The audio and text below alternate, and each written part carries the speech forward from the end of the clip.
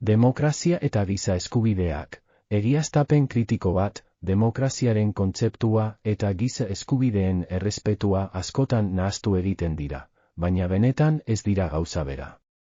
Naiz eta tradizionalki bi kontzeptuak zuzenean lotuta egon pentsatu izan den.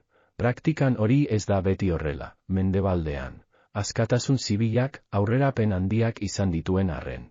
Demokraziaren eraginkortasunari buruzko azterketa sakonagoa behar dugu. Demokrazia ez da soilik herriaren gobernua, hori, azken finean, askatasun zibilak baino askoz gehiago da eskubide zibilak eta giza eskubideak errespeta daitezke. Baina hala ere, elite korporatibo edo oligarkiko batek egitura politikoak kontrolatzen baditu.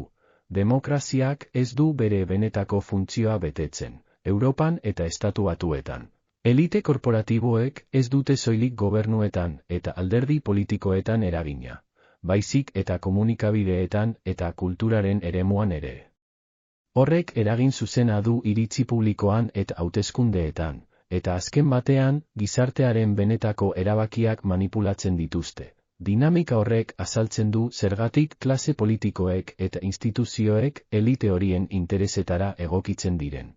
Eta nola baita pasibotasuna eta Europaren egoera sozial, ekonomiko eta politikoaren gainbehera ere gertatzen den.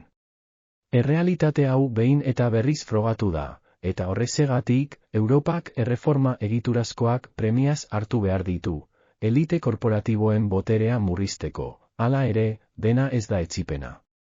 Demokrazia sakondu ahal izateko, sozialdemokraziak ezin du mesfidantza izan. Gizarte justuago bat lortzeko borroka etengabea da, naiz eta askotan errealitateak erakutsi gaituena urrun egon.